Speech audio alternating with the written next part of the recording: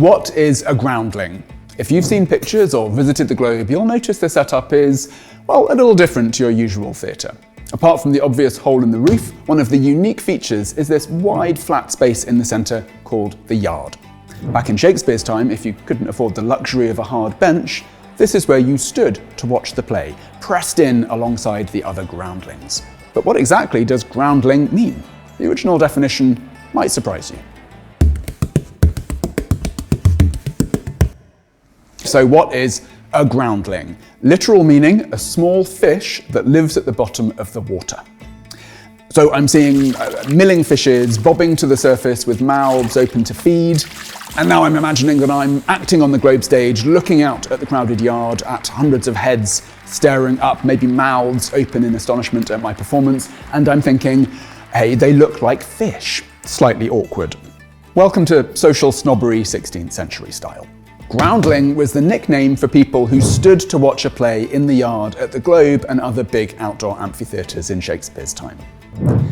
They'd only paid a penny to get in, much less than the people who sat in the galleries, and writers like to sneer at the standing crowds whose clothes were sticky from their jobs in local London industries like beer brewing and leather tanning. So calling them groundlings, comparing them to staring open-mouthed fish, is actually another little dig.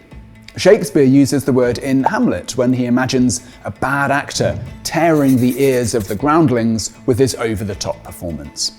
Shakespeare has Hamlet, who is, let's not forget, a prince and not exactly the voice of the people, dismiss the groundlings as capable of nothing but inexplicable dumb shows and noise.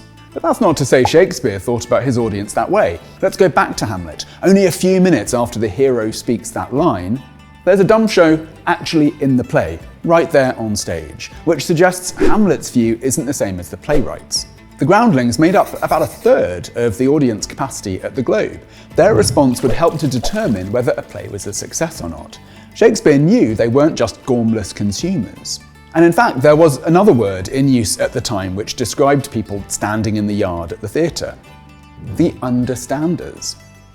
People who stood underneath the actors up on stage, and people who understood, who were engrossed in the story. Ordinary Londoners, people from all over the country and all over the world, cared passionately about the plays that they saw.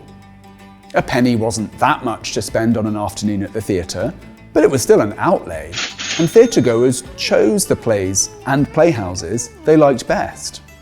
They could go to the Globe, or the Curtain, or the Fortune. And other writers didn't sneer at the groundlings. Instead, they described thousands of spectators laughing or weeping together, caught up in the shared emotional experience of drama. And like in the 1600s, groundlings are the beating heart of the Globe Theatre today. You hold the best seats in the house, even if you don't have the actual seat, because you've got the best view, you're closest to the action, and you're sharing a world with the actors on stage. In fact, the Globe continues to offer standing tickets for £5 a head, so if you're in London, swing by the Globe for that historical groundling experience. We'll see you there. How does the original groundling experience sound to you? Let us know in the comments below. If you learned something new today, let us know by giving this video a thumbs up.